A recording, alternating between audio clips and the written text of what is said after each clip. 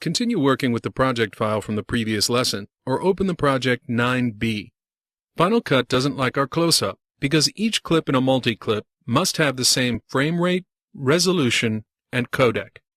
To see what the problem is, scroll right in the browser to the frame rate column. We see that the clips already included in our multi-clip are 23.98 frames per second, and the close-up is 29.97. The codec is also different. The close-up is DVC Pro, and the other clips are ProRes LT, but the pixel dimensions do match. You can avoid this problem if you do the capture or transfer yourself and keep everything in the same codec, like ProRes. But this happens a lot. You'll be handed a mix of high def and standard def footage, or everything will be HD, but with different codecs, which is why Final Cut now supports multi-format editing of normal clips in the timeline.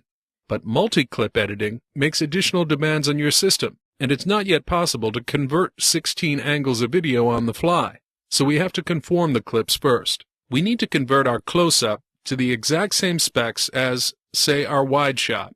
We do this using the sequence timeline. First, we have to set up a sequence with the desired output settings. There are several ways to do this first step. I'm going to describe the long way and suggest that you don't follow along until we get to the short way. The long way is to make a note of our desired settings, which you can get a clearer look at by right-clicking on the wide clip and selecting Item Properties, Format.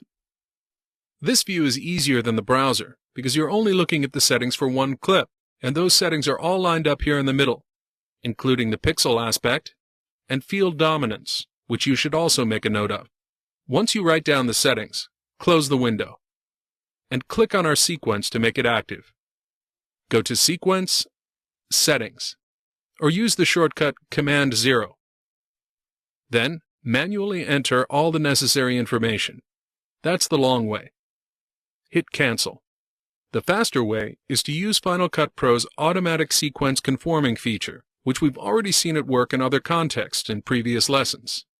When there's a difference between the settings of an empty sequence and the settings of the first clip brought into it, Final Cut gives you the choice of which settings you want to use. It makes it a lot easier to set up a sequence for editing, but it's great for quick conversions as well. Just take a clip that already has the desired settings, the wide shot, and drag it into the timeline. When Final Cut asks if we want to change the sequence settings to match the clip setting, say yes. And you're done. You just reset the sequence settings. Hit Command 0 to see. Everything's right where we want it. You can delete the wide angle from the timeline now.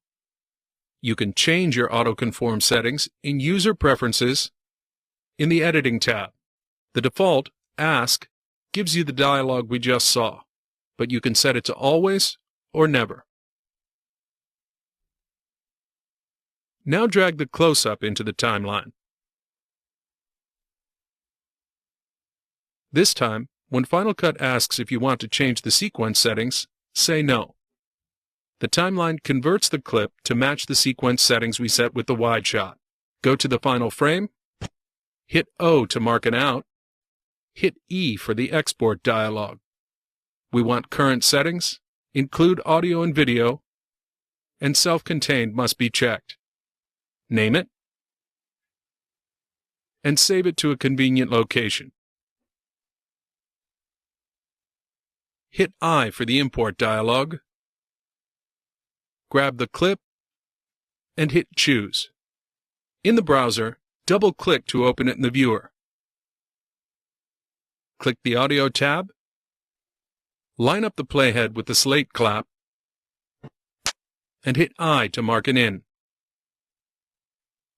Double-click the multi-clip to reopen it.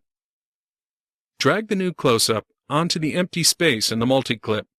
Hover and wait for the overlay, and select Insert New Angle. Hit Shift-I to go to the endpoint, and hit Play.